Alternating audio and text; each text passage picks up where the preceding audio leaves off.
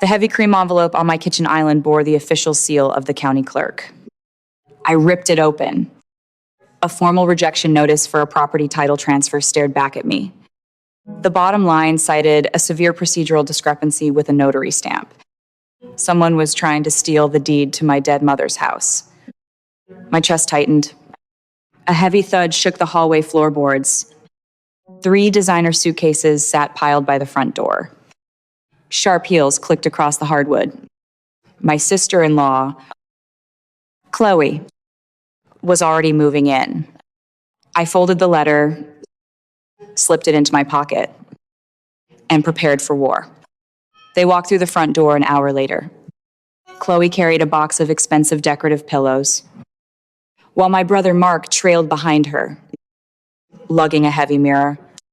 They acted exactly like homeowners returning from a casual shopping trip. I am 34 years old, and this house was my mother's final sanctuary. She paid off the mortgage 3 years before she died.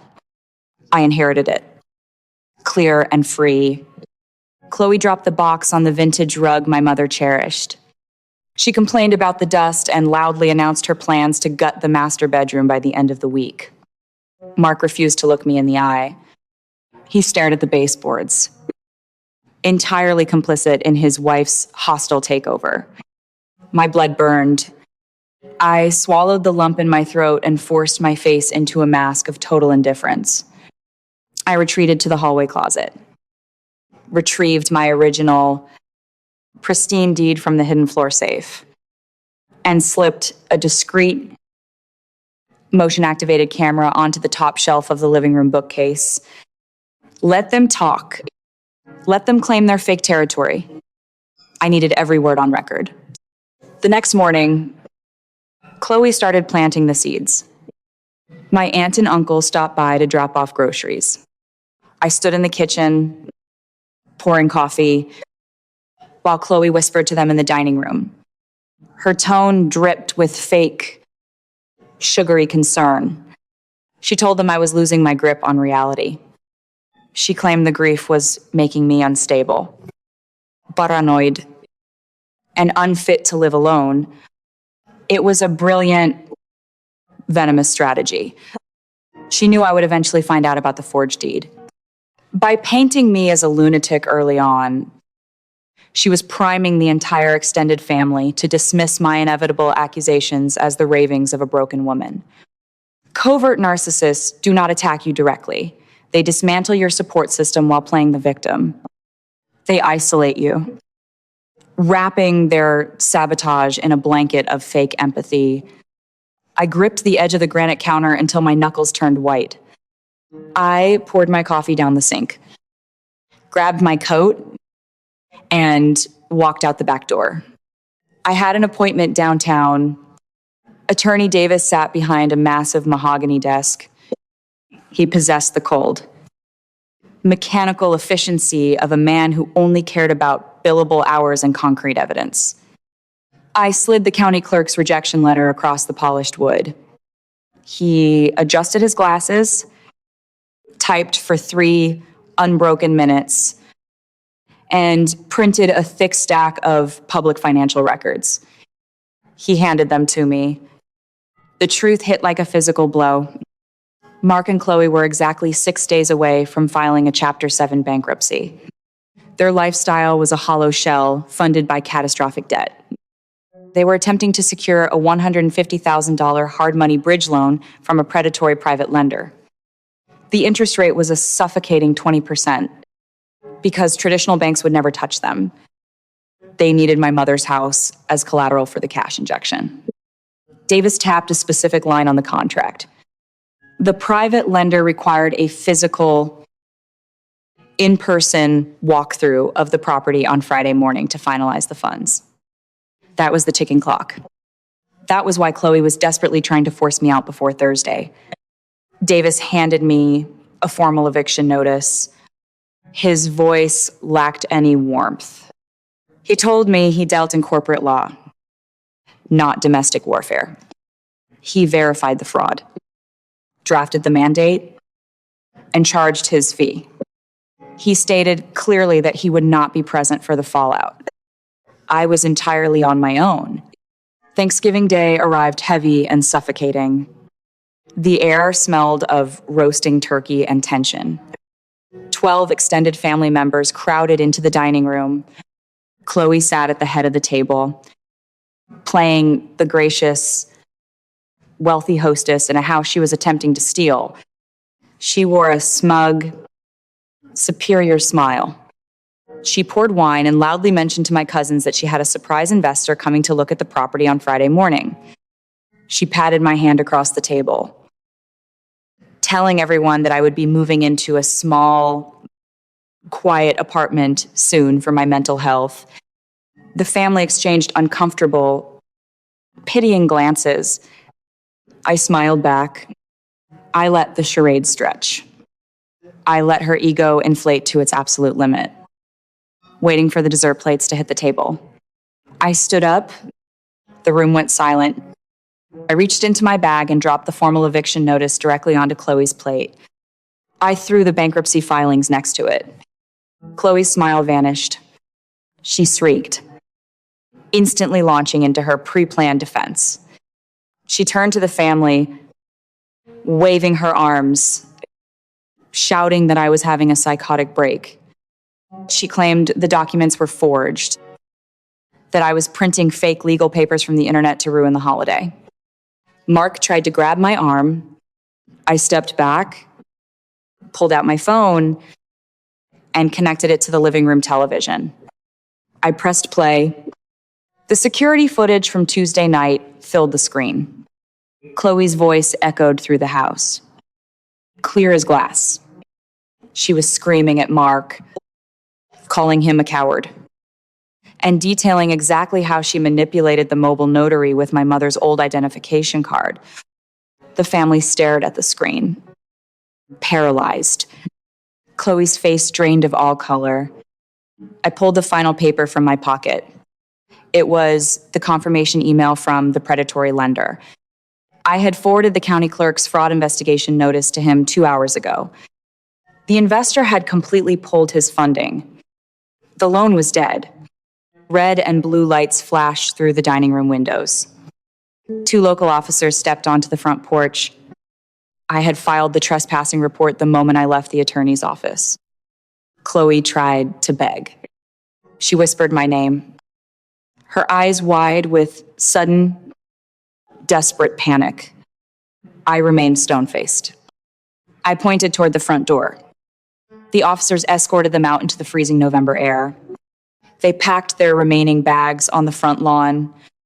The extended family stood on the porch, watching the collapse of Chloe's empire in total silence. Mark dragged a suitcase across the grass, stopped, and turned back toward the steps. He looked broken. He mumbled something about a family compromise, about finding a way to fix it. I looked at the man I grew up with, the man who stood by while his wife tried to erase our mother's legacy. I shut the heavy oak door in his face and locked the deadbolt. Criminal fraud charges for the notary scam were pending. The house was quiet again. The sanctuary remained untouched. The judge sentenced Chloe to 4 years in a state facility with an order to pay $22,000 in legal restitution.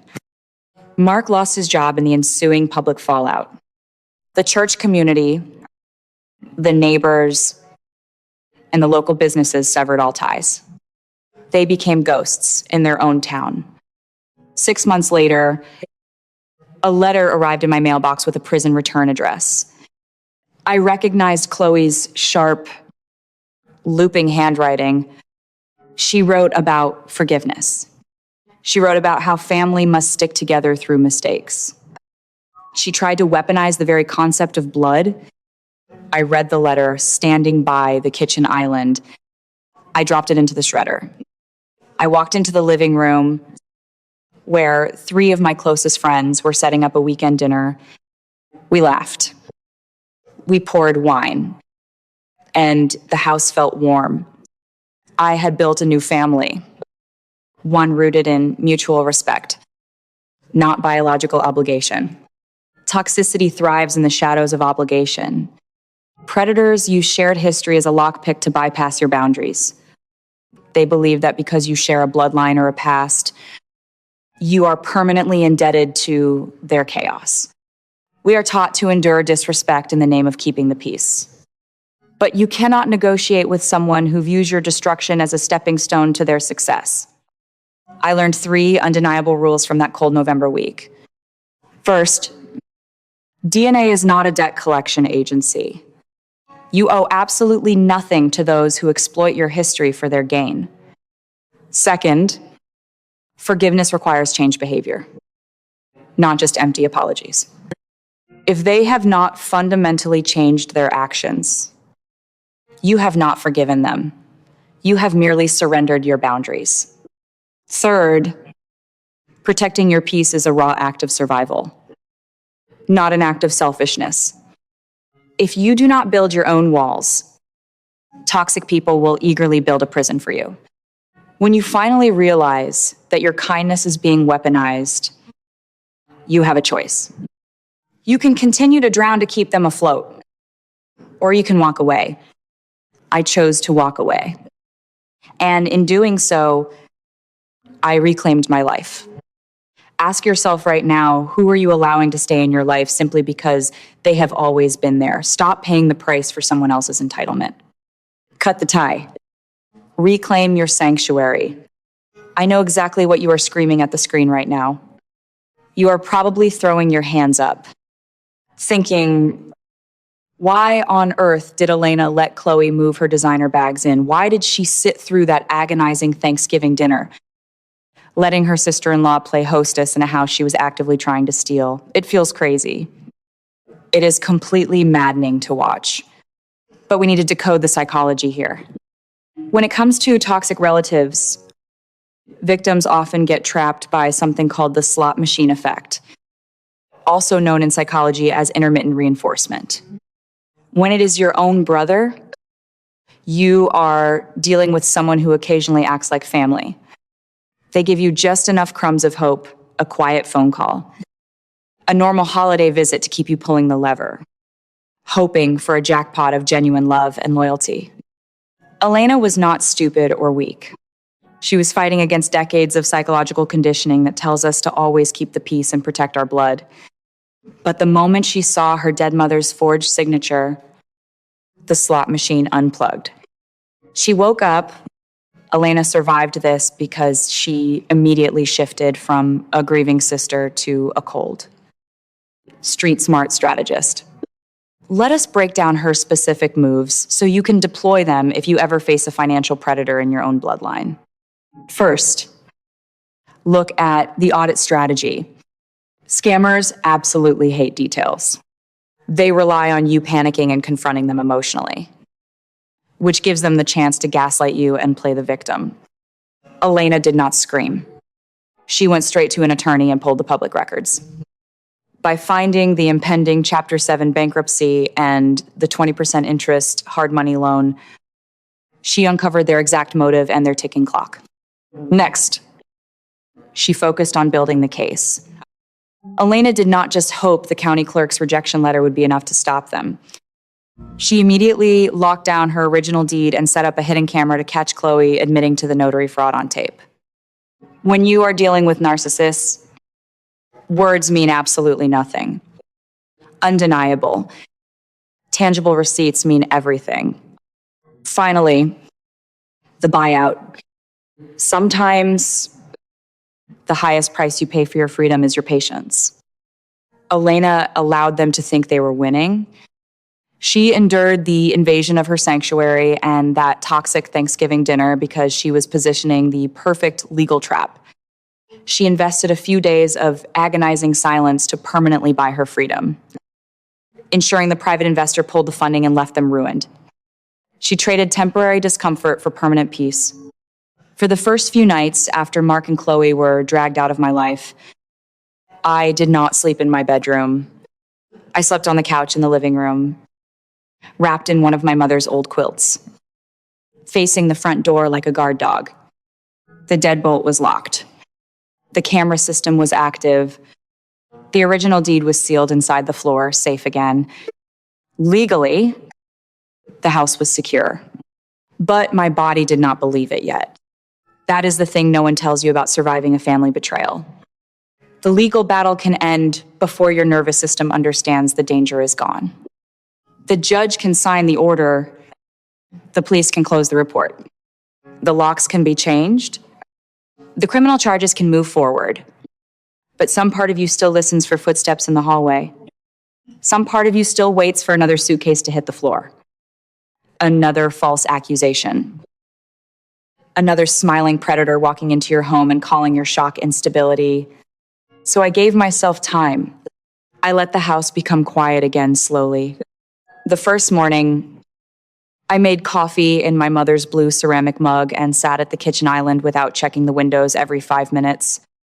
The second morning, I opened the curtains in the dining room and let sunlight fall across the vintage rug Chloe had stepped on like it belonged to her. The third morning, I walked into the master bedroom, stood in the center of the room, and said out loud, "This is still ours.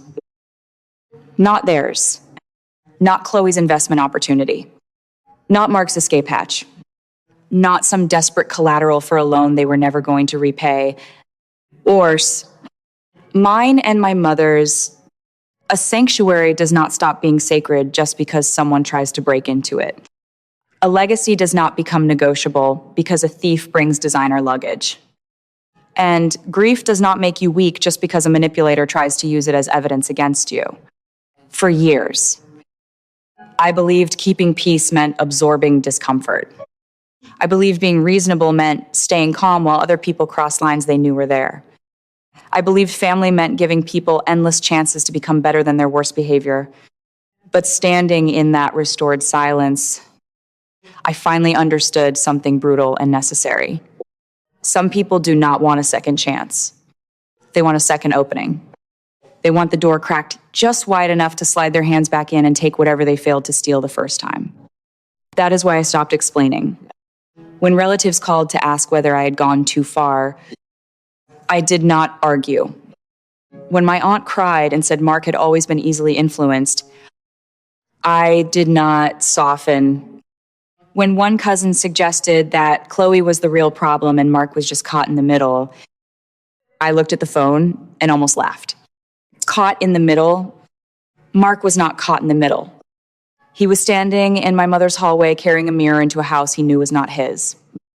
He watched his wife call me unstable. He watched her prepare to gut my mother's bedroom. He knew about the loan. He knew about the bankruptcy. He knew about the lie. Silence is not neutrality when you are standing beside the person holding the knife. So I stopped giving him the dignity of confusion. He made a choice. And choices have consequences. A month after the sentencing, I found an old cardboard box in the attic labeled holiday linens in my mother's handwriting. Inside were tablecloths, napkins, candles, and a stack of handwritten recipe cards tied with faded yellow ribbon. For a moment, I sat on the attic floor and cried so hard my chest hurt. Not because I was broken, because I was finally safe enough to feel everything. During the fight, there had been no room for sadness. Only strategy. Only proof. Only signatures. Filings. Footage. Officers. Attorneys. And cold practical decisions. Survival turns you into a machine when it has to. But when the threat is gone, the human part comes back. And when it comes back, it brings all the grief you postponed. I grieved my mother again. I grieved the brother I thought I had. I grieved the family dinners that would never happen. The holidays that were poisoned long before Chloe ever walked through the door. And the terrible truth that some people only respect inheritance when they can profit from it. Then I wiped my face, carried the box downstairs, and did something that felt impossible only a few weeks earlier. I planned a dinner, not a performance, not a holiday battlefield. Not a table where everyone smiled tightly while someone sharpened a comment under the napkin. A real dinner. I invited 3 friends who had shown up for me without demanding details. One brought bread. One brought flowers. One arrived early and helped me polish my mother's silverware. Not because the house needed to impress anyone, but because she said, "Your mom would probably like seeing it used." That sentence nearly undid me. Because that was love. Not grand. Not dramatic. Not posted online. Not weaponized. Just someone seeing what mattered to me and treating it with care. We cooked in the kitchen. We laughed too loudly. We burned the first tray of rolls. We opened a bottle of wine Chloe would have pretended to know everything about. We ate at the same dining room table where my family had watched her lie collapse on the television screen. And for the first time in a long time, that room did not feel like a courtroom. It felt like a home. That night, after everyone left, I stood at the sink, washing dishes, while music played softly from my phone. I looked through the dark kitchen window and saw my reflection staring back at me. Tired, older somehow, but steady. I thought the victory would be keeping the house. I was wrong. The real victory was no longer feeling obligated to fill it with people who made me unsafe. That is the part toxic relatives never understand. They think they are fighting over property, money, titles, heirlooms, signature, accounts, and legal control. But what they are really trying to steal is your right to feel secure in your own life. They want you doubting your memory. They want you defending your sanity. They want you so exhausted from proving the obvious that you eventually surrender just to make the pressure stop. That is why evidence matters. Not because paper can heal your heart. Not because camera footage can erase betrayal. But because documentation protects the truth when people with no conscience try to bury it under emotion. The deed mattered. The rejection letter mattered. The public records mattered. The footage mattered. Every receipt was a brick in the wall between me and the version of the story Chloe wanted the world to believe. And once that wall was built, she could scream all she wanted from the other side. She was no longer inside my life. Mark tried once more. Months later, he sent an email with no subject line. I recognized his style immediately: vague regret, careful self-pity, just enough sorrow to sound wounded, not enough accountability to sound changed. He wrote that he missed the old days. He wrote that losing the house felt like losing our mother all over again.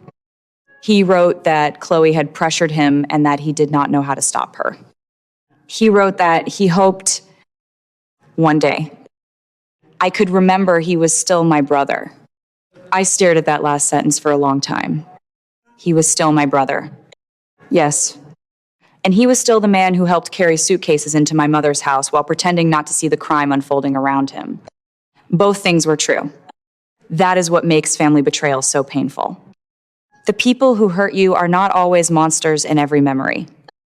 Sometimes they are also the person who shared your childhood, knew your favorite cereal, watched cartoons with you on Saturday mornings, and once made you laugh so hard milk came out of your nose. But a good memory does not cancel a deliberate betrayal. A shared childhood does not erase a forged deed. And blood does not transform cowardice into innocence. I did not reply. Some silence is not avoidance. Some silence is a verdict. The house changed after that. Or maybe I did. I replaced the locks. Yes. I updated the security. Yes. But I also replaced the feeling inside the walls. I painted the guest room a warm cream color. I filled the hallway with framed photos of my mother smiling in places that had nothing to do with illness, duty, or death. I planted rosemary near the back steps because she always said a real kitchen should smell alive before anyone started cooking. Every small act was a reclamation. Every repaired corner said they did not win. Every open window said, I am not afraid to live here. Every quiet morning said this sanctuary survived them. And if you are listening to this while someone in your own family is circling something you love, I need you to hear me clearly. Do not confuse hesitation with kindness. Do not confuse access with love. Do not confuse their panic with your responsibility. When people are caught crossing a line, they will suddenly speak the language of family. They will mention childhood. They will mention forgiveness. They will mention stress, misunderstanding, mental health, pressure, bad timing, and all the reasons you should soften the consequences they worked so hard to earn. But before you fold, ask yourself one question. Were they thinking about family when they were planning to hurt you? Were they thinking about forgiveness when they forged the signature? Were they thinking about your grief when they called you unstable? Were they thinking about peace when they tried to steal your home? The answer will tell you everything. You are allowed to protect what was left to you. You are allowed to defend the rooms where you finally feel safe. You are allowed to stop handing spare keys to people who only know how to enter your life by force.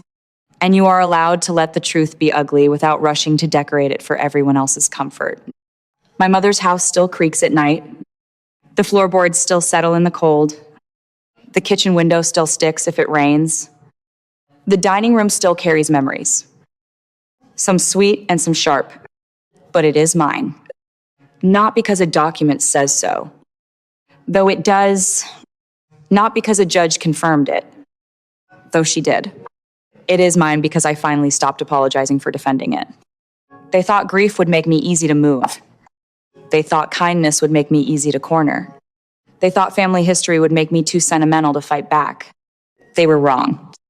The day Chloe walked in with those suitcases, she believed she was claiming a house. What she really did was wake the part of me that should have been protected years ago. The part that does not beg. The part that does not explain. The part that locks the door. Keeps the receipts. Calls the lawyer. Presses play. And lets the consequences arrive wearing red and blue lights. And now, when I sit at my mother's kitchen island with coffee warming my hands and sunlight touching the old wood floors, I do not feel haunted by what almost happened. I feel anchored by what survived. The house survived. The truth survived. And so did I. Here is the final verdict. Toxic family members will always try to use your empathy as a lockpick to steal your assets and your sanity. But the moment they forge a signature or try to take what is rightfully yours, they stop being family. They become criminals. You must treat them exactly as you would a stranger breaking into your house. Protect your property, and never apologize for dropping the hammer. Have you ever had to draw a hard financial or legal line with a relative? Share your experience in the comments below. We read every single one. Subscribe to the channel for more deep dives into surviving toxic psychology. And remember, your peace is always worth defending.